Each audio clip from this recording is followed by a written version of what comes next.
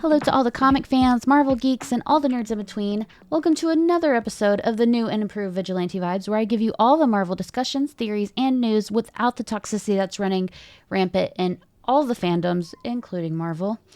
I'm your host, Megan Nicole, and today I'm going to give you my review of Creature Commandos, which is a DC project, and that's okay.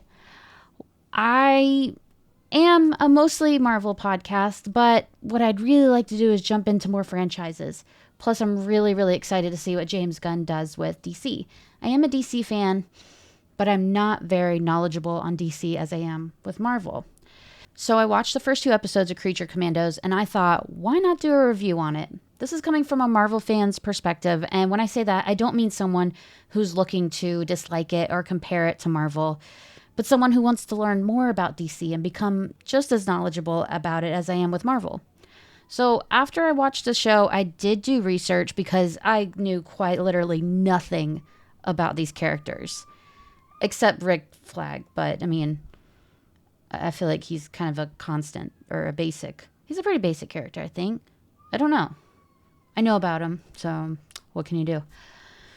So, Creature Commandos, written and created by James Gunn, as we saw at the beginning when we saw the little animated James Gunn, which I really liked. I thought that was cute. It's explosive, it's vulgar so far, and it's a really fun, fresh start that DC needed. Well, needed to prove that James Gunn is worthy to be at the head of DC, I think. I said DC a lot, and I'm really sorry. DC has always dominated when it comes to their animated side, and I love to see that streak still continues with James Gunn in charge. The animated series is a lesser-known superhero team, which made me really excited to find out that it wasn't just me, that it actually was lesser-known. So it made its debut in a 1980 issue of Weird War Tales, which I dare you to say 5 times really fast, because you can't do it. I promise. The show sees Viola Davis returning as Amanda Waller, who, after assembling the Suicide Squad, has another idea in mind. She enlists Rick Flag Sr. to lead an unconventional team of anti-heroes. You have half-amphibian, half-woman Nina Mazursky, military android GI robot, an unhinged creature that creeped me the hell out, but has a heart of pure gold, is known as Weasel, a radioactive skeleton with a lab coat named Dr. Phosphorus, and the Bride of Frankenstein herself. Together, they make a team of morally ambiguous creatures with tragic backstories who, after being thrown into a prison built to hold the weirdest of the weird, have absolutely nothing to lose. So, why not? I really enjoyed it. Well, first of all, let me back up. I did not realize it was a rated R project. So, right in, I was like, all right, they're cursing. That's fine. We get 2 sex scenes. We have 2 in 2 episodes. It's what's about to happen with the rest of the show? So a few of my gripes with the series, there's only 7 episodes, and each episode has a runtime of around 22 minutes. I missed the points in life where a season had a healthy 24 episodes. But I feel like we've all moved past that point in life. The good old days. So what can you do? But my other gripe is that I really didn't feel like the music felt right with the show. I didn't think it mixed very well. But in the grand scheme of a brand new show with a brand new head of the franchise, I feel like that's such a small thing to complain about.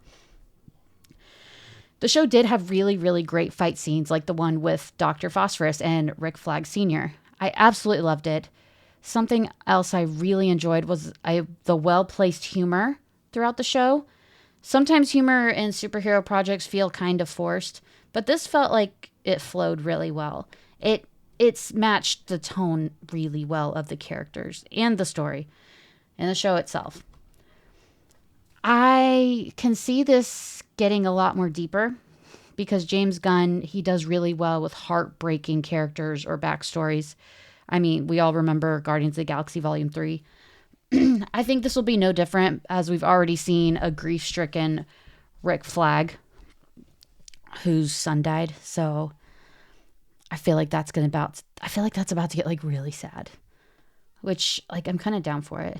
I'm due for a good cry. It'll be good for me. So it felt very, very James Gunn, but it also felt bigger in a sense. Yeah, it was the same formula we've come to expect from Gunn, a ragtag group of weirdos who form an unlikely bond, who are given the seemingly impossible task of saving the world or saving the bigger picture, doing the end of the world problems. But there's something different here.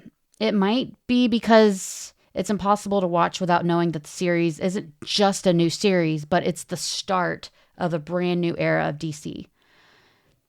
I think it was a really good choice to start off a brand new slate with such an unconventional project. Because you don't go into it with saying, like, if this was a Superman project or a Batman, we would all go into it saying, oh, I like the other Batman. I like the other Superman. I like how Snyder did it. I liked how they did it. I feel like this was a really, really good idea because all of our slates are clean with Creature Commandos. So it was really good. I will say I wasn't too big of a fan of the sex scenes, but that's my own issue. It felt awkward, but I think that's just a me problem. Like I said, I didn't realize the show was going to be rated R, so you can imagine my surprise when I started watching it. But I think the show was a really, really strong start, and it really does show that the DC is in good hands with James Gunn running things. Let's be honest, we would never have gotten this from DC if Gunn wasn't in charge. So I'm excited to see where we go with this. I really did like the bride's backstory. Mind you, it was weird. It was weird because it's like at the beginning I saw, his name is slipping from me. I don't remember the name of the doctor that created the bride. I saw him more as a father figure. And like, then I saw her more as a baby because she was like, she didn't know anything. She had to learn how to talk and all that. And then we go to a sex scene with them and it was like, that went somewhere. Very, very little uncomfortable for me, but that, whatever. I mean, it's comic book stuff. Comic book stuff is weird, I suppose. But also the characters are weird, so fine. I did like seeing that backstory of her. I'm a sucker for an origin story.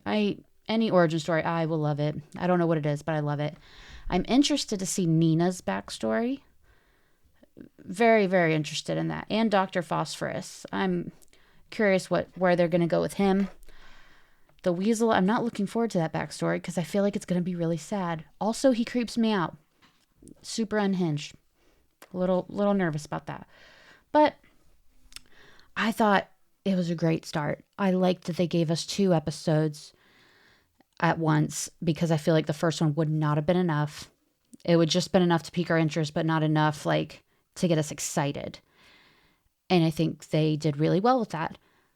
I'm excited for the next one. I think this was a great start to the new DC. So shout out to James Gunn. He did amazing. I can't wait to see what's next for Creature Commandos. If you agree with my review, let me know in the comments. If you disagree and feel like I was wrong about some things, again, let me know in the comments. I am no expert and I am here to learn. So if anyone has any wisdom about the characters to pass on, I'm more than happy to take what you give me. I'll be reviewing each episode, so wherever you're watching or listening to this, click that subscribe button so you can keep up with each review. Thanks for watching and have a marvelous day.